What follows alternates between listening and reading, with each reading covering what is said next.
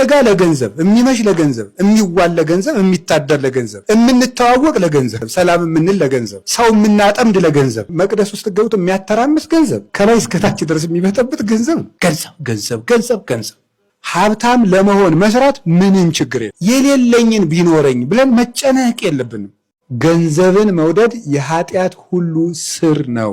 አልጠግባይነት፣ ስግብግብነት፣ ሁልጊዜ ሀብታም የመሆን ፍላጎት። እኔ እኮ ሀብት ቢኖረኝ የኢትዮጵያ ቤተክርስቲያንን በሙሉ እንቁጣጣሽ ነበር ማረጋት። ይቅርብን፣ አይስጥህ፣ ችግር የለም። ቤተክርስቲያን ውስጥ ገንዘቤ ጉዳይ ያስፈጽምልኛል ማለት የለበትም አንድ ሰው። ቆይ ቅዱስ ስጋውን ክቡር ደሙን የምንቀበለው የኃጢአት ይቅርታ ለማግኘት ከሆነ ከኃጢአት ንጹሕ የሆነ ይቀበል ማለት ምን ማለት ነው? ስጋው ደሙን የምንቀበለው የኃጢአት ይቅርታ ለማግኘት ነው። እንደገና ደግሞ መልሶ ደግሞ ንጹሕ የሆነ የሚቀበል የሚባለው ለምንድን ነው ሲባል፣ አይ የዚህ ፍቹ ምን መሰላቸው? ስጋው ደሙን የምንቀበለው ለኃጢአት ይቅርታ ነው። ታዲያስ ለሰራነው ነገር እኮ ነው ይቅርታ የምናገኘው። ለሰራነው ነገር ይቅርታ የሚሰጠን ደሙን ስንቀበል ነው። ለስንሰራው ለኖርነው ነገር ማለት ነው። የእርቅ ደም ነው ያልነው እኮ ለዚህ ነው። የበደልነውን በደል በድለን ሰርቀን፣ አመንዝረን፣ ቀምተን፣ ግማሹም ጠንቋይ ሆኖ ኑሮ ተሳድቦ በትዕቢት ኖረን ሁሉን አድርገን ስንጨርስሳ ከዛ መተን ምንድነው የምንከፍለው? ይልቁንም የገዛ ደሙን ከፍሎ ይታረቀናል። የእርቅ ደም ነው ይሄ። መታረቂያውንም ራሱን አብልቶ አደረገው ማለት ነው። በራሱ ደም አብልቶ ታረቀን። ኢታ ጎንዲ አባ ጊዮርጊስ ዘጋስጫ ድንግል ማርያምን ወደ ልጇ ወደ ክርስቶስ መልእክት ይልካታል። እንደዚህ በይልኝ ብሎ እሙ በልዮ በእንቲአየ ለፍሬ ከርስኪ እምኖዲ የክርስቶስና ድንግል ማርያም ሆይ የሆድሽ ፍሬ የሆነውን ክርስቶስን ስለ እኔ እንደዚህ በይና ንገሪልኝ ይላታል። ይቀጥልና ላይሌሁ ምህረተ ኢታጎንዲ በዚህ በባሪያህ ላይ ምህረትን አታዘግይበት ማረው በይልኝ ይላታል። ይቀጥልና እመ አይዘነከ ብእሲ አባዲ ቤዛ ነፍሱ ነፍስየ እፈዲ ይሄ ሰነፍ አገልጋይ ይሄ ኃጢአተኛ ባሪያ ቢያሳዝንህም እንኳን ኃጢአት ሰርቶ ቢያሳዝንህም እንኳን ስለ እሱ ነፍስ የኔን ነፍስ ቤዛ አድርጌ እሰጣለሁና እባክህ ማረው በይልኝ ይላታል። ድንግል ማርያም ለሁላችንም ምህረትን ትለምንልን። እባክህ ማራቸው፣ እባክህ ስለኔ ብለህ ማራቸው ትበልልን። እስኪ ሁላችሁም ኮመንት ላይ ለእኔም ለምኝልኝ እያላችሁ ጻፉልኝ። ሁላችሁም እኔንም አማልጅኝ እያላችሁ ኮመንት ላይ ጻፉልኝ። ሁላችሁም ቪዲዮውን ለሁሉም ሼርና ኮፒ ሊንክ ላይ ሪፖስት እያደረጋችሁ አዳርሱት። እሞ በልዮ በእንቲአየ ለፍሬ ከርስኪ እብኖዲ ላይሌሁ ምህረተ ኢታጎንዲ እመ አይዘነከ ብእሲ አባዲ ቤዛ ነፍሱ ነፍስየ እፈዲ ይላታል። እወዳቸዋለሁ። ብር በሉልኝ። ቸኩላችሁ ከቤታችሁ ሳትጸልዩ ነው የወጣችሁት። ያላችሁ ደግሞ ትራንስፖርት ላይ ነው። እንዳትጸልዩ ደግሞ ትራንስፖርት ላይ የጸሎት መጽሐፍ አልያዛችሁም እና ምንድነው ማድረግ ያለባችሁ? የምትጸልዩዋትን አጭር ጸሎት፣ በጣም ቀላል ጸሎት ልንገራችሁ። ይሄ ቪዲዮ ለብዙዎች ስለሚያስፈልግ ሁላችሁም ሼር፣ ኮፒ ሊንክ ላይ ሪፖስት ማድረጋችሁን እንዳትረሱ። አንዳንድ ጊዜ በስራ ምክንያት ቸኩላችሁ ከቤታችሁ ሳትጸልዩ ትወጣላችሁ እና ትራንስፖርት ላይ ለመጸለይ ያው የጸሎት መጽሐፍ ላትይዙ ትችላላችሁ። ብትይዙ እንኳን አንዳንዶቻችሁ እዚያ ለመግለጽ ልትፈሩ ትችላላችሁ እና ያን ጊዜ ምን ልጸልይ ካላችሁኝ አባታችን ሆይ የምትለዋን ጸሎት ማለት ነው 12 ጊዜ እየመላለሳችሁ ጸልዩዋት። አባታችን ሆይ የሚለውን ጸሎት መቼም አባታችን ሆይን የማያውቅ ክርስቲያን የለም በቃሉ ማለት ነው። አባታችን ሆይ በሰማያት የምትኖር የሚለውም ማለት ነው እና በሰላመ ቅዱስ ገብርኤል ጋር እየመላለሳችሁ 12 ጊዜ ጸልዩዋት። ሰው እንዳያችሁ ከፈለጋችሁ እንደዚህ ሸፈን ብላችሁ ወይንም ደግሞ የፊተኛው ወንበር ላይ እንደዚህ ጎንበስ ብላችሁ ማለት ነው እየቆጠራችሁ በ12ቱ ሐዋርያ ልክ ማለት ነው በቁጥሩ እንዳይዛባባችሁ በጣታችሁ አንድ ጊዜ ስትዘልቁ እንደዚህ ትነካላችሁ። ከዚያ ሁለተኛ ስትዘልቁ እንደዚህ እየነካችሁ ይሄ ክርክሩ 12 አይደል? በ12ቱ ሐዋርያት ምሳሌ ማለት ነው አባታችን ሆይ የሚለውን ጸሎት 12 ጊዜ ጸልዩ። ቸኩላችሁ ሳትጸልዩ የወጣችሁ ቀን ይሄ ጸሎት ያገለግላችኋል። ሌላ ቀን ግን መዝሙረ ዳዊትና ውዳሴ ማርያም መጸለይ እንዳትረሱ። እስኪ ሁላችሁም ኮሜንት ላይ እሺ አምላኬ ይርዳኝ እያላችሁ ጻፉልኝ። ሁላችሁም እሺ አምላኬ ይርዳኝ እያላችሁ ኮሜንት ላይ ጻፉልኝ። ይሄ ቪዲዮ በጣም ለብዙዎች ስለሚያስፈልግ ሼር፣ ኮፒ ሊንክ ላይ ሪፖስት እያደረጋችሁ ለሁሉም አዳርሱት። እወዳችኋለሁ። ቤቱን ፎሎ አድርጉ። ክብር በሉልኝ። ሰበር ጳጳሱ ወደ ቤተክርስቲያን እንዳይገቡ ተከለከሉ። ቪዲዮውን ሼር፣ ኮፒ ሊንክ አድርጉት። ቤንጃሚን ኔታንያሁ ዛሬም የክርስቲያኑ ማህበረሰብ በድጋሚ አስቆጥተዋል። የኢየሩሳሌም የላቲን ፓትርያርክ ካርዲናል ፒርባፒስታ ፒዛባላ በኢየሩሳሌም ፖሊስ ወደ ቅዱስ መቃብሩ ቤተክርስቲያን እንዳይገቡ ተከልክለዋል። የኢየሩሳሌም የላቲን ፓትርያርክ ባወጣው መግለጫ መሰረት ካርዲናሉ የሆሳዕናን በዓል ስርዓተ ቅዳሴ ለመምራት ከቅድስት ሀገር ጠባቂ አባት ፍራንቺስኮስ ሌርፖ ጋራ በመሆን በግል ወደ ቤተክርስቲያኑ ሲያቀኑ በፖሊስ ተከልክለው ለመመለስ ተገደዋል ብለዋል። ኔታንያሁ ከድርጊቱ በኋላ በሰጡት መግለጫ ፖሊስ ነገሩን ሆን ብሎ በተንኮል እንዳላደረገው ተናግረዋል። ሁነቱ በርካቶችን ያስቆጣ ሲሆን አሁንም እያወገዙት ይገኛል። ሰላም ለእናንተ ይሁን የኔ ተወዳጆች፣ እንዴት አላችሁልኝ? የጌታችን ኢየሱስ ጸጋና ሰላም በሁላችን ላይ ጸንቶ ይኑር። ከፕሮቴስታንት ወንድም እህቶቼ ሰሞኑን ሁለት ትችቶች ደርሰውኛል። የመጀመሪያው ትችት እንደው በኦርቶዶክስ ቤተክርስቲያን ውስጥ የሚነሳ የሆነ የስተት ትምህርት ሲኖር እሱን ለመሸፈን ስትል ፕሮቴስታንቶች እያልክ ታነሳለህ፣ ወደኛ ትመጣለህ፣ ለምንድን ነው የሚል ትችት የመጀመሪያው ነው። ወደ ሁለተኛው ትችት ከማለፌ በፊት እዚሁ የመጀመሪያው ትችት ላይ ትንሽ ነገር ልበላችሁና ወደ ሁለተኛው ትችትም ደግሞ ሄደን አብረን የምናየው ይሆናል። የመጀመሪያው ትችት ላይ እንግዲህ ፕሮቴስታንቶችን ለምን ታነሳለህ ለሚለው አያችሁ ምን አለ መሰላችሁ፣ እዚህ ሚዲያ ላይ አንዳንድ ፕሮቴስታንት ወንድሞቻችን የሚሰሩት ስራ እንደምን ያለ ስራ ነው። ልክ በኦርቶዶክስ ቤተክርስቲያን ውስጥ የሆነ መምህር የሆነ ነገርን ሲናገር የቤተክርስቲያኒቱን ትምህርት የማይወክል ቢሆን ራሱ እንደሚወክል አስመስለው አያችሁ ቤተክርስቲያን እንደዚህ ነው የምታስተምረው እያሉ ለእነርሱ መጠቀሚያ ያደርጉታል። ለምን አይነት መጠቀሚያ? የጌታን ቤተክርስቲያን ለማጣሸት፣ በጣም መጥፎ ኢሜጅ ለመስጠት። በቃ ቤተክርስቲያን እንዲህ ናት፣ ይሄ ቲክቶክ ላይ ያለው ሌላ ነው እንጂ ምድር ላይ ያለው ይሄ ነው እያሉ ለማሳየት ይሞክራሉ። ይሄ ምንን የሚያሳይ ነው? ግልጽ የሆነ የጌታ ቤተክርስቲያን ጥላቻ በልባቸው ውስጥ የነገሰባቸው ሰዎች አሉ እና እነሱ በዚህ መልኩ ነው ፖለቲክሳቸውን ለመስራት የሚሞክሩት። ስለዚህ ምን ማድረግ አለብን? የምርም የስተት ነገር ይሄ ቤተክርስቲያንን የማይወክል ነገር በእኛ ዘንድ ከተነገረ አይ ይሄ ቤተክርስቲያንን አይወክልም ከዚህ አንጻር ስህተት ነው ብለን እንናገራለን። በግልጽ ተናግረናልም። እግረ መንገዳችንን ግን ፕሮቴስታንቶችም በዚህ ደረጃ ታትረው ቤተክርስቲያንን ለማጥቃት ሲሞክሩ አምነውበት እንኳን አይደለም አንዳንድ ነገሮች ነው። ለምሳሌ ከዚህ ቀደም በነበረው ርዕስ ላይ ቅዱስ ቁርባን የምንበላው ስጋና ደም የእመቤታችን ነው የሚል ነገር ተነገረና ፕሮቴስታንቶች ለብፁዕ አቡነ ኤልያስ መልእክት አስተላልፋለሁ። ብፁዕ አቡነ ኤልያስ 20 ምናምን ዓመት 30 ዓመት ሊሞሉ ነው ደቡብ የደቡብ ልጆችዎትን የአብነት ትምህርት ቤት አይከፍቱ፣ ሄደው ገጠር አይመርቁ፣ እንደ ንጉሥ እንደ ፊውዳል አርባ ምንጭን ይዘው ተቀምጠው ገጠሪቷን ለአውሬ አሳልፈው ሰጥተው ዛሬ ቤተክርስቲያን ፍዳዋን ታያለች። እግዚአብሔር ይፈርዳል። በደቡብ ኢትዮጵያ ለጠፋው ነፍስ በሙሉ ተጠያቂው እነ ብፁዕ አቡነ ኤልያስ ናቸው። ብፁዕ አቡነ ኤልያስ ተጠያቂ ነው።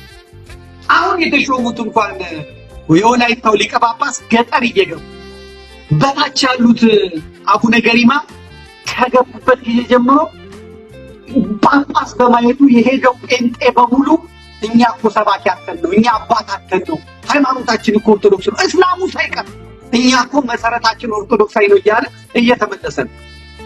እና አቡነ ኤልያስ ግን የደቡብን ሕዝብ አንገቱን ሊያስደፉት ሰባኪ ሳይመድቡ እርሶ ገጠር ሄደው ሳያጽናኑ እንደ ንጉሥ እንደ ሎርድ እንደዚህ እንደ ፊውዳል እንደ እንትን ከተማ ብቻ በመቀመጥ ግብር በመሰብሰብ ቀረጥ በመሰብሰብ ለስጋ ምቾቶ ብቻ ድሎቶ ብቻ ጵጵስናውን መንፈሳዊ እንትኑን ስለተጠቀሙበት እግዚአብሔር በምድር ባይጠየቁ በሰማይ ይጠየቁበታል።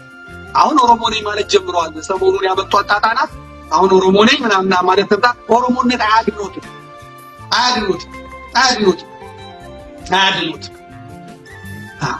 ለጠፋው በደቡብ ለጠፋው ኦርቶዶክሳዊ ለለዩ ጩፋ መጫወቻ ለሆነው ኦርቶዶክሳዊ ከኢትዮጵያ ኦርቶዶክስ ተዋሕዶ ቤተክርስቲያን ሊቃነ ጳጳሳት ውጪ ተጠያቂ የለም። ከኢትዮጵያ ቅዱስ ሲኖዶስ ውጪ ተጠያቂ የለም። እግዚአብሔር ይፈርድባችኋል። ባለመስራታችሁ ትጠየቃላችሁ።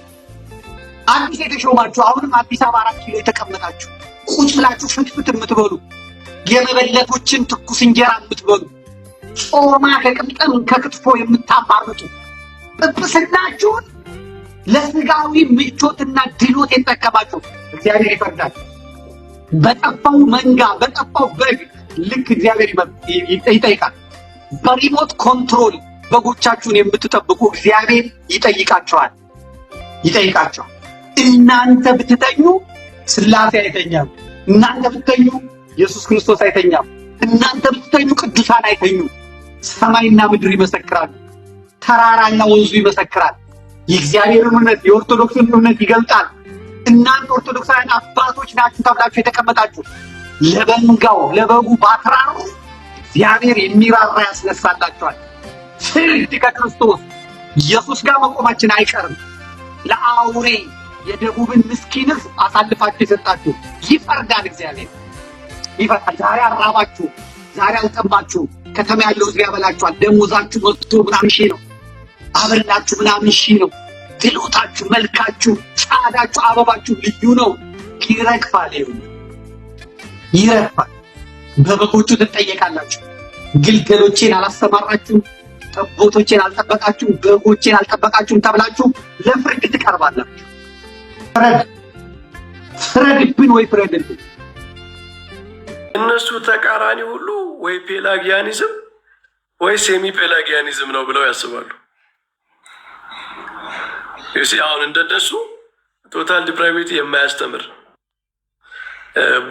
እነሱ በሚያስተምሩበት መጠን ቦንዴጅ ኦፍ ዊልን የማያስተምር ፕሬዴስቲኔሽን ኢተርናል ኢሌክሽን እነሱ በሚሉት መንገድ የማያስተምር ሰው ሁሉ ፔላጂያን ነው ወይም ሴሚ ፔላጂያን ነው ከተባለ ጥንታዊቷ ቤተክርስቲያን እንደነሱ ስለማታስተምር ወይ ፔላጂያን ናት ወይ ሴሚ ፔላጂያን ነች ማለት ነው። ስለዚህ እኛ የጸጋ ትምህርት አለን። ጥንታዊቷ ቤተክርስቲያንም የጸጋ ትምህርት አላት። የጸጋ ትምህርቷ ግን እንደነሱ አይደለም። ማለት የሰው ዊል እግዚአብሔርን የማይፈልግ ኮምፕሊት ዲቫስቴትድ የሆነ ምንም በእግዚአብሔር ጋር ተቃራኒ ብቻ የሚሄድ ነበር ሳይሆን እርዳታ ግን ያስፈልገው ነበረ። የኃጢአት ተጽዕኖ ነበረበት። የእውቀት መጨለም ነበረ። ሰው የሚጠቅመውንና የማይጠቅመውን እንኳን በትክክል ለይቶ የመመርመር ውሱንነት ነበረበት።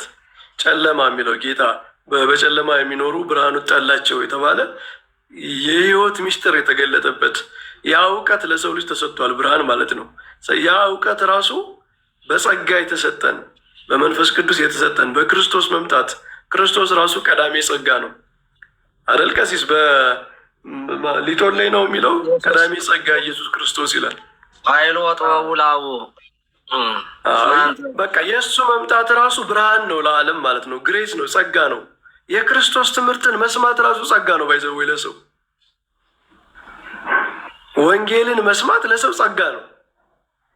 ብርሃን እየበራለት ነው። አንድ ሰው ወንጌልን መስማት ብቻ አይደለም፣ ወንጌል ራሱ ጸጋ እኮ ነው። ይሄ የዮሐንስ ወንጌል ምዕራፍ 1 ላይ እኮ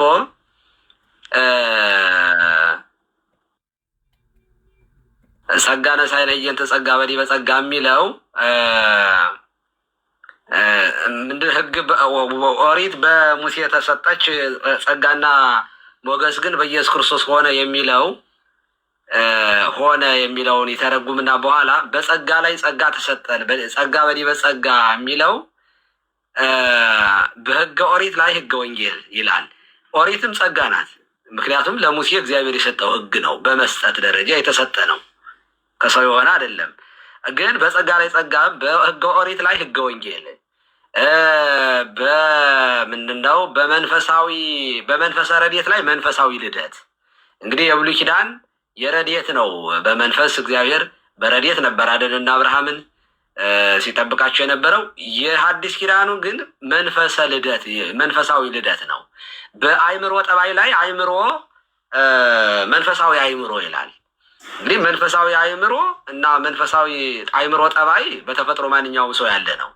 አይምሮ ጠባይም ጸጋ ነው ማለት ሰው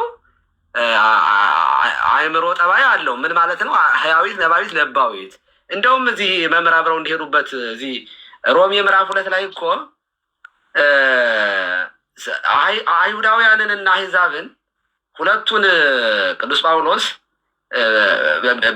በሕግ ያላቸውንና ሕግ የሌላቸውን የሚጠቅስበት አለ እና ምንድን ነው የሚለው? ያለ ሕግ ኃጢአት ያደረጉ ሁሉ አለ ያለ ሕግ ደግሞ ይጠፋሉ ይላል። ሕግ ያልተሰጣቸው አሉ ማለት በሕጉ የማይኖሩ አሕዛብ አሉ አይደል? ያለ ሕግ የነበሩት እና ግን ይጠፋሉ ይላል። ለምንድን ነው የሚጠፉት? ሕግ ከሌላቸው በየትኛው ሕግ ነው የሚጠፉት ሲባል አእምሮ ጠባይ ያላቸው እና ሕግ ላላቸው ኃጢአት ያደረጉ ሁሉ በሕግ ይፈረድባቸዋል አለ። ሕግ ተሰጥቷቸው ደግሞ ሕጉን አፕላይ ያላደረጉ በሁለት ነገር ይፈረድባቸዋል። እንዲያውም ትርጓሚያችን የእነዚህኞች ይብሳል ይላል። ሕግ ተሰጥቷቸው ሕጉን የተግባራዊ ያላደረጉ ሰዎች በሁለት ነገር ይፈረድባቸዋል ይላል። አንደኛው እንደ አሕዛብ አእምሮ ጠባይ ሕገ ልቦና ተሰጥቷቸዋል። ከባህሪያቸው የተነሳ እግዚአብሔር መፈለግ እንዲችሉ እግዚአብሔር ፈጥሯል። ስለዚህ አብርሃም እግዚአብሔር ፈልጎ እንዳገኘው እኔም ፈልገው ማግኘት ይችላሉ። ልክ ማለት ያች ረዓብ ዘማ እንዳደረገችው ማለት ነው። አይታ በቃ ህዝባችን ቀልጧል፣ አምላካችሁ ታላቅ እንደሆነ አይቻለሁ ብላ እንዳለችው እና ግን በሌላ በኩል ደግሞ ሕጉን ባለመፈጸማቸው ይጠየቃሉ አለ። አይ ለአሕዛብ ግን ይቀልላቸዋል። ለምን? ሕጉን የእነሱ ስለማይመሩበት ባልተቀበሉት ሕግ ስለማይዳኙ፣ አሕዛብ ግን የሚጠየቁት በተሰጣቸው አእምሮ ጠባይ ነው። በእግዚአብሔር ሕግ የሌላቸው አሕዛብ ከባህሪያቸው የሕግን ትእዛዝ ሲያደርጉ እነዚያ ሕግ ባይኖራቸው እንኳን ለራሳቸው ሕግ ናቸው እናይለን። ስለዚህ ከእርሶ እንትን ጋር አብሮ እንዲሄድ ብዬ ነው። ጸጋ ወንጌል ራሱ ጸጋ ነው፣ ስጦታ ነው። ግን ይህንን መቀበል አለመቀበል ግን ምንድን ነው ነው ለእነሱ አሁን የምንጠይቃቸው። ወንጌልን መቀበል መስማት አይቻልም ነው? ካልሆነስ ለምንድን ነው የሚሰበከው ታዲያ የሚለው ይነሳል። ቀጥል። በመጀመሪያ ልክ ነው ቀሲስ ወንጌል ታላቁ ቀጥልሽ። እሺ እንትን ነው በዛው ጨምራችሁ እንድታወሩ ስለፈለኩኝ ነው። እዚሁም ላይ እኛ በሕገ ልቦና ብለን የምናውቃቸው ሰው ከልቦናው እየተነሳ የሚያውቃቸው በጎና መጥፎ ነገሮች አሉ የሚለውን ትምህርትም አይቀበልም ማርቲን ሉተር። ከውድቀት በኋላ ሰው ሕገ ልቦና የሚባል ነገር የለውም ብሎ ነው የሚያምነው። ስለማይቀበለው ይሄ ሲጀመር ምን ያክል ስህተት መሆኑን ማሳየት መቻል አለብን። ሲቀጥል ቅድም ራሱ ካየነው ላይ መልካም መስራት የሚቻለው በፓሲቭ ካፓሲቲ ነው የሚል ነገር ተናግሯል እና ያ ማለት ቃየልን እየገደለው ራሱ እግዚአብሔር ነው። አቤል ጥሩ መስዋዕት እንዲያቀርብ ያደረገው ራሱ እግዚአብሔር ነው ማለት ነው። ያ ማለት ቃየል ፈልጎ አይደለም ወንድሙን የገደለው ማለት ነው። ይሄ ደግሞ ከካልቪኒስቶች ጋር እንዲሆናል ማለት ነው። አዎ በስነ ስርዓት የበለጠ ካልቪኒስት ነው እንጂ የሚያደርጋቸው ካልቪን ሆይ ማረን የሚያስብል የሚሆነው መጨረሻ ማለት ነው። ሌላውን ተውትና ነፃ ፈቃድ በፓሲቭ ፎርም የማይኖር ከሆነ በአክቲቭ ፎርም ማለት የማይኖር ከሆነ አዳም እንዴት ሳተ? ክፉ የሚሆንን ስራ በዛ በአክቲቭ ካፓሲቲው መልካም ብቻ መስራት የሚችለው ባህሪ ውስጥ ክፉ መስራትን ማን ነው ያስገባበት? ማን ነው ያመጣበት? ዲያብሎስ። አይ ቲንክ ከውድቀት በኋላ ነው የሚሉት አላቁ። ከውድቀት በኋላ ነው። ከውድቀት በፊት እንደዛ አይሉም። ከውድቀት በፊት ነፃ ፈቃድ አልነበረም አይሉም። የስ እሱን ሳይሆን ካፓሲቲውን ነው የምልህ እኔ መመሪ ካፓሲቲው ከዛ በፊት ከውድቀት በፊት መልካም የማድረግ በአክቲቭ ካፓሲቲ ብቻ ሲሆን ክፉ ማድረግ ግን የለም ነው የሚሉት አይደለ? ክፉ ማድረግ ከሌለ በዛ ከውድቀት በፊት የነበረው የአዳም ካፓሲቲ ደግሞ ፍሪ ዊል ያለውና መልካም የማድረግ ካፓሲቲ ካለው በእግዚአብሔር ማመፅን ማን ነው ያስተማረው? ከየት መጣ? በእግዚአብሔር ላይ ማመፅ። ከውድቀት በኋላ ደግሞ ከመጣ ቃየልን ክፉ እንዲሰራ ያደረገው ኔቸሩ ነው፣ አይፈረድበትም። የአቤል ደግሞ በጎ መስዋዕትን የማቅረቢያ ዋና መንገዱ እሱ ራሱ እግዚአብሔር ስለሆነ ቃየል በሐሰት ተኮንኗል ማለት ነው፣ መርጦ ወንድሙን ስላልገደለ። አቤልም ቢሆን የሚገባው ሽልማት የለም፣ ራሱ እግዚአብሔር ጥሩ እንዲሰራ ስላደረገው ማለት ነው። ይሄ ደግሞ የእነሱ የኦሪጂናል ሲን እሳቢያቸው ከኛ ይለያል ማለት አቤል ኃጢአት መስራት የጀመረው ወንድሙን ሲገል አይደለም። በእነሱ አዳም ሲበድል ራሱ ቀድሞ ሰርቷል እኮ። ኦሪጂናል ሲን የእንትን ጽንሰ ሀሳቡ ከመጀመሪያው የሚያሱ ነው። ጊልት አለው። ጊልት አክቲቭ ጊልት እኮ አሁን እነሱ እኮ እያንዳንዱ ሰው በአዳም ውስጥ ኃጢአት ሰርቷል ብለው ነው የሚያምኑት። እና አቤል ኃጢአት መስራት ሲጀምር ወንድሙን ሲገል አይደለም። ኦልሬዲ መጀመሪያ በአዳም ውስጥ በሰራው ኃጢአት በገጠመው ውድቀት ውስጥ የሰራው ስለሆነ ወንድሙን ለመግደሉ ራሱ የመጀመሪያው ኃጢአቱ ምክንያት ነው፣ በአዳም ውስጥ የሰራው ማለት ነው። ደግሞ የሚሰራው እኮ እሱ እኮ አቤል በእምነት መስዋዕትን አቅርቧል። ደስ የሚያሰኝ እግዚአብሔር ንጹሕ ባህሪ ነው፣ ንጹሕ ነገር ይወዳል ብሎ እኮ አቤል እግዚአብሔር ነጸረ ላይ ለአቤል ወላይ ለመስዋዕቱ አቤል መስዋዕቱንም ወደ አቤልና ወደ መስዋዕት እግዚአብሔር ተመለከተ ተብሏል። ሄኖክም አካሄዱን ከእግዚአብሔር ጋር በማድረጉ እግዚአብሔር ወሰደው ነው የተባለው። አካሄዱን ከእግዚአብሔር ጋር አድርጓል። አሁን ይሄ መልካም ነገር ማድረግ አይቻልም። ቦንዴጆች ዘዊል አለ ከተባለ ኦኬ፣ አቤል እንዴት ሆኖ ነው እግዚአብሔርን ያስደሰተው? ኦኬ፣ እምነት ቀድሞ ተሰጥቶት ይላሉ። ደግሞ መጡና እነ ቦታው አይታወቅም መቼ እንደሚሰጠው። እኔ ቋጥራጭ ጥቅስ የለውም ያልኳችሁ ለዚህ ነው። እና የዳዊትን ሁሉ አንስቼባቸዋለሁ። ምንድነው አብደር ጎት ገደብ ውስጥ ቤት እግዚአብሔር ምን ወርሰ ቤት አጣን በአጣን ቤት ከመኖር በእግዚአብሔር ቤት መጣል ይሻለኛል።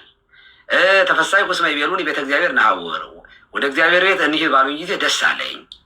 እነዚህ ሁሉ ፍላጎቶቹ መልካም ፍላጎቱ ቅንነቶቹን የሚያሳዩ ነገሮች በሙሉ ጥቅሶቹ የሚያሳዩት እንዲያውም ፈኑ ዴከ ማርያም የነቢያት ጩኸት ሁሉ ይሄ ነው አይደለ? ፈኑ ዴከ ማርያም እማ እንትን ፈኑ ብርሃነ ከወጽድቀከ እነዚህ ብርሃንና ጽድቅህን ላክልን። አሁን የመሲሁን መዝሙር ቡሩክ ዘይመጽእ በስመ እግዚአብሔር ባረክናኩም በስሜት እግዚአብሔር እግዚአብሔር ጊዜ ያስተራይለን እያሉ ኦግዚኦ አድህንሶ ኦግዚኦ ሰርሶ አሁን አቤቱ አሁን አድን አቤቱ አሁን አቅና ቀኝህን ላክልን ብርሃንና ጽድቅህን ላክልን መሲሁን ላክልን እያሉ ይህኑ ናፍቆት የሚያሳየው መልካም ምኞት እንዳላቸው ነው። በብሉይ ኪዳን የነበሩ ሰዎችም እግዚአብሔርን ይሹ እንደነበረ ነው መጽሐፍ ቅዱስ የሚነግረን። አይዶን ነው እንደዚህ ያለ ካልት የሆነ ትምህርት በህይወቴ እንዲገጥሞኝ አያውቅም ምንም። እና ለማንኛውም ካላችሁ ግቡ። አንድ ደብተራ ከንቲባው የሚል አስገብቼ ፌክ ነው መስጠት ከሲስ ይሄ ፔላጂያኒዝም እና ሴሚ ፔላጂያኒዝም የሚሉት ፔላጂያኒዝም ማለት በቃ ሰው በራሱ ኃይል በራሱ በተፈጥሮ አቅሙ ይድናል፣ እግዚአብሔርን ማስደሰት ይችላል፣ ለመንግስተ ሰማያት መብቃት ይችላል የሚል ነው። ለወራፍሌ በጣም ሲነገር ማለት ነው። ሴሚ ፔላጂያኒዝም የሚባለው የእግዚአብሔር ጸጋ ያስፈልገዋል፣ ግን መጀመሪያ የሚጀምረው ከሰውየው ነው ሙቡ ማለት ነው። እንቅስቃሴው ከሰውየው ይጀምራል። ከዛ የሰውየውን ጅማሬ እግዚአብሔር ያስከትልለታል፣ ያግዘዋል የሚል ነው። እሱማ ያለ እምነት እግዚአብሔር ደስ ማሰኘት አይቻልም እኮ ብሏል እኮ ዕብራውያን ምዕራፍ 11 ቁጥር 5 ላይም እኮ ይናገራል እኮ ያለ እምነት ዝም ብሎ ሰዎቹ በራስ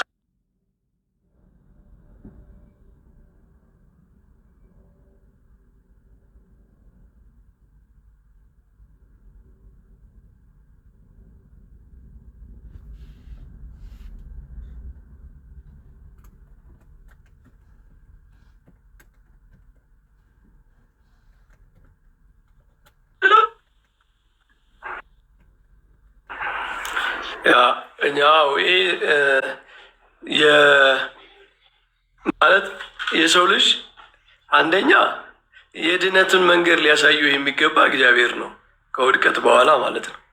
ማለት የራሱ መንገድ እንደውም እኮ ምን ይላሉ? የሰው ልጅ ወደ እግዚአብሔር መድረስ ሲያቅተው አይደል እግዚአብሔር ወደ ምድር የመጣው። ማለት የሰው ልጅ ሞክሯል እኮ ፈላስፎቹ ያዳነን በቅዱሱ አጠራር የጠራን እግዚአብሔር ነው። አዎ የድህነትንም መንገድ ያሳየን እሱ ነው። እንዴት እንደምንድን ከወደቅንበት ከጠፋንበት ጥፋት እንዴት መዳን እንደምንችል ያሳየን እግዚአብሔር ነው። ያሳየን ብቻ ሳይሆን የምንድንበትን ስራ ይሰራልን፣ ጸጋውን የሰጠን እሱ ነው። ስለዚህ ድህነት ጅማሮ ከእግዚአብሔር ነው። የሰው ልጅ ተቀባይ ነው ማለት ነው። በድህነት ጉዳይ ተቀባይ ነው ማለት የሰው ልጅ ጀማሪ ሆኖ እግዚአብሔር ረዳት አይደለም። በመዳን ጉዳይ እግዚአብሔር መንገድ አሳይ፣ እግዚአብሔር ጸጋ ሰጭ፣ እግዚአብሔር የመዳንን ስራ ሰርቶ እኛ ግን የምንቀበል ነን ማለት ነው። ስለዚህ በፍጹም በፍጹም እኛ ከዚህ ውጭ የሆነ እምነት የለንም አይደል? ኦርቶዶክሳውያን እግዚአብሔር የሰጠውን መንገድ ነው የምንቀበለው ለመዳን። የሰው ልጅ የሚድነው በዚህ መንገድ ነው ሲለን አሜን ነው ያልነው። እግዚአብሔር ቀድሞ ምንድነው አንደኛ ቆሮንቶስ ምዕራፍ 1 ላይ ምን ይላል? ዓለም በጥበቡ የእግዚአብሔርን ጥበብ መረዳት ስላልቻለ የዚህ ዓለም ነገር ሞኝነት ሆኗል ይላል አይደል? ስለዚህ ምን ይላል? እግዚአብሔር እሱ በፈቀደው እንደውም ምንድነው የሚለው? የእግዚአብሔር ሞኝነት ከሰው ልጅ ይልቅ ይጠበባል፣ የእግዚአብሔር ድካም ከሰው ይበረታል ይላል። እግዚአብሔር እኛ ልንገምተው ልናስበው በማንችለው መንገድ እግዚአብሔር ወርዶ ሰው ሆኖ ተሰቅሎ መከራ ተቀብሎ ነው የሚያድነን ብለን ኳልኩሌት አላደረግንም። ይሄ እግዚአብሔር ከዓለም በፊት እኛን ሲፈጥረን እንዲያርጎ ለማዳን አስቦ ያዘጋጀው መንገድ ነው። ስለዚህ እሱን ስንቀበል ነው የዳን ነው እንጂ እኛ ሪኮመንድ አድርገን የሆኑ ሰዎች ተሰብስበው ምናምን እስኪ በዚህ መንገድ አድነን ብለን ሀሳብ ሰጥተን እግዚአብሔር ያንን ሀሳብ ተቀብሎ አይደለም ያዳንን። ስለዚህ የሰው ልጅ በአጠቃላይ የተሰራለት ስራ ኦብጀክቲቭ የሆነውን ነገር ስናስብ ለሰው ሁሉ የተሰራው ስራ ከእግዚአብሔር የመጣ እንጂ ከሰው የተነሳ አይደለም። እግዚአብሔር ነው የመዳንን መንገድ ያዘጋጀልን፣ እሱን ነው የተቀበልነው። ሁለተኛ እያንዳንዳችን ወንጌል ስንሰማ ወንጌል ሲሰበከን በዛ የምስራች በኩል የእግዚአብሔር ጸጋ እየመጣ ነው ወደኛ። ያ መንፈስ ቅዱስ ነው ጸጋው። አንደኛ መንፈስ ቅዱስ ጳውሎስ ማንም በመንፈስ ቅዱስ ካልሆነ በቀር አንደኛ የምንድንበትን መንገድ ሰራ፣ እርሱ ሞተልን፣ ተሰቀለልን፣ በእኔ እመኑ አለ። ሰራልን መንገዱን እኔ ነኝ፣ ህይወት እኔ ነኝ አለ። ኦኬ እሺ ቀጥሉ። አሁንና መንፈስ ቅዱስ ደግሞ እንደገና ደግሞ መጥቶ በክርስቶስ እመኑ ብሎ ደግሞ ይወቅሳል አይደለ? ኃጢአተኞች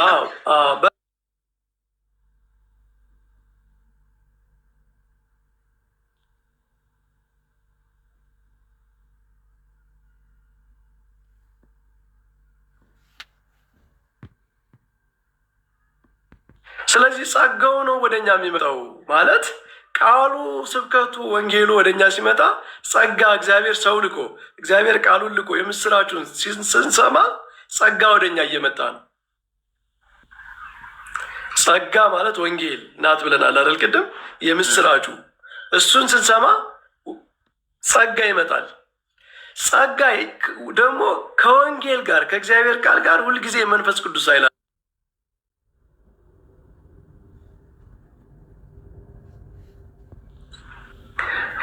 ሐዋርያትን ራሱ መንፈስ ቅዱስ ይከተላቸው ነበር ይላል አይደለ? ትንሣኤውን ሲሰብኩ በተአምራት በኃይል ያረጋግጥላቸው ነበር ይላል።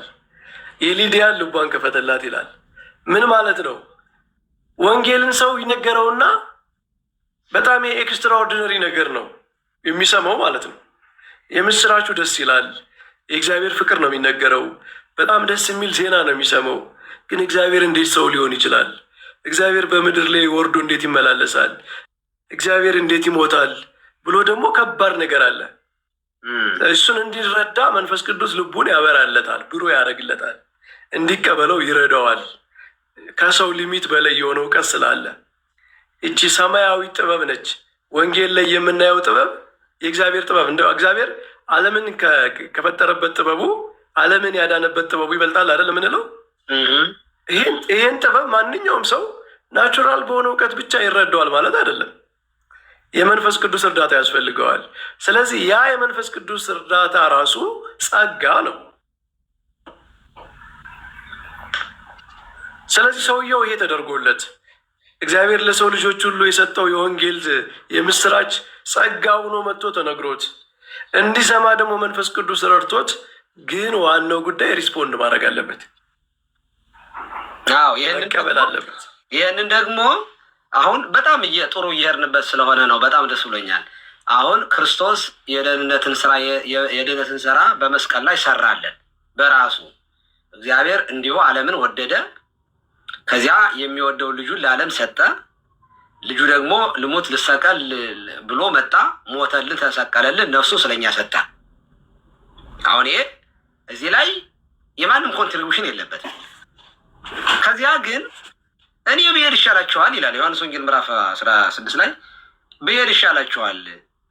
እኔ እንዴት ይሻል እኔ ባልሄድ አጽናኙ ወደ እናንተ አይመጣምና እኔ ብሄድ ግን እርሱን እልክላችኋለሁ አለ። እሺ እርሱም መጥቶ ስለ ኃጢአት፣ ስለ ጽድቅም፣ ስለ ፍርድም ዓለምን ይወቅሳል አለ። ማን? አጽናኙ መንፈስ ቅዱስ። ማንን? ዓለምን ነው የሚወቅሰው። ዓለምን ነው፣ ኃጢአተኛውን ዓለም ነው የሚወቅሰው። ምክንያቱም ስለ ኃጢአት ይወቅሳል። ቀጠለና ስለ ኃጢአት በእኔ ስለማያምኑ ነው አለ። መንፈስ ቅዱስ መጥቶ ኃጢአተኞችን ይወቅሳል። እነዚህ ኃጢአተኞች ደግሞ ምንድን ነው ምክንያታቸው? የሚወቀሱበት በእኔ ስለማያምኑ ነው አለ። ስለ ኃጢአት። ስለ ጽድቅ ደግሞ ወደ አብ ስለሚሄድ ነው። ይሄ እውነት የተገለጠ እውነት ነው። ከዚህ በኋላም ስለማታዩ ነው አለ። ስለ ፍርድም የዚህ ዓለም ገዥ ስለተፈረደበት ነው ይላል። አሁን ስለ ፍርድ አለ የዚህ ዓለም ገዥ ስለተፈረደበት ነው። ከዚያ በፊት ጌታ በዮሐንስ ወንጌል ምዕራፍ 12 ላይ ምን ብለዋል? የዚህ ዓለም ፍርድ ደርሷል አለ። የዚህ ዓለም ገዥ ይጣላል አለ። እኔም ከምድር ከፍ ከፍ ያልኩ ነው ሁሉን ወደ እኔ ስባለሁ ብሏል። ከመስቀሉ በፊት የተናገረው ነው ይሄ። የዚህ ዓለም ገዥ ይጣላል። አዎ ይጣላል። የዚህ ዓለም ገዥ ሲጣል ደግሞ የዚህ ዓለም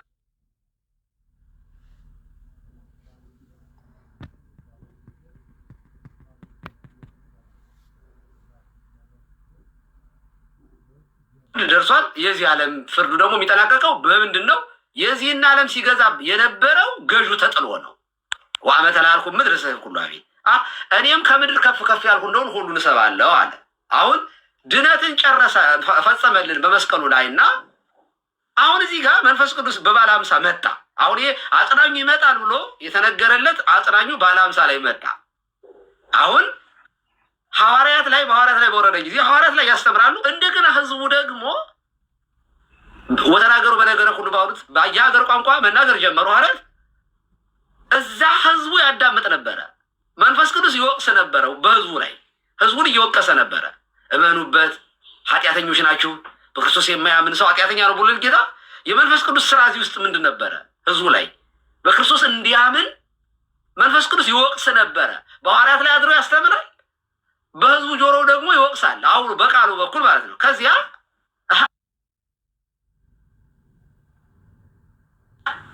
ወንድሞች ምን እናድርግ ታዲያ አሉ። ተወቀሱና 3,000 ነፍሳት ኮንፈርም አደረጉ። ወቀሳቸውን አሜን ብሎ ተቀበሉ። ምን ተንግበር አሉ።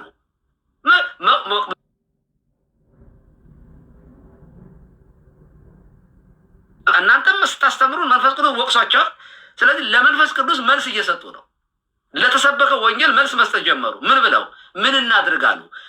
ከዚያ 3,000 ነፍሳት እሺ ያሉት ይህንን የተቀበሉት ምን ሆኑ? ተጠመቁና ከኃጢአታችሁ እንዲደመሰስ ተጠመቁ፣ የመንፈስ ቅዱስ ጸጋ ትቀበላላችሁ ይላቸዋል። የመንፈስ ቅዱስ ጸጋ ትቀበላላችሁ፣ በጥምቀት የሚገኘውን የልጅነት ጥምቀት፣ የልጅነት ጸጋ። እዚህ ላይ መረዳት ያለብንና እንድናየው የምፈልገው ኦኬ፣ አሁን ቦንዴጅ ኦፍ ዘ ዊል ውስጥ ናቸው ያሉት እንበል፣ የስርዓት ውስጥ ኦኬ። እነዚህ 3,000 ነፍሳት የፈቃድ ስርዓቱን ፈቶላቸው አመኑ ብለው ጴንጤዎቹ አመኑ እንበል። ልብ አድርጉ። ይሄ ማለት የጴንጤዎቹ ማለት አንችልም። ጴንጤዎቹ ይሄን አይቀበሉም። አንዳንዶቹ ይሄ ሉተራን። ከዚህ በነገራችን ላይ 3,000 ነፍሳት ተጨመሩ ተባለ እንጂ በጠቅላላ ህዝቡ በሙሉ እዛ ውስጥ የነበረው በሙሉ ተጨመረ አልተባለም። ስለዚህ ሪጀክት ያደረጋለ ማለት ነው። ያልተጠመቁ ኦሆ ያላሉ፣ እሺ በጀ ያላሉ፣ ምን ተንግበር ያላሉ አሉ። መንፈስ ቅዱስ ግን ወቅሷል። እነዚያኞች ሪጀክት ነው የሰክረዋል ምናምን ጉሽ ጠጥተዋል ምናምን ያሉ አሉ፣ ያሾፋሉ እኮ። እዚህ ጋር ግን አይ ይሄ ነገር ትክክለኛ ነው ብለው ምን ተንግበር ያለው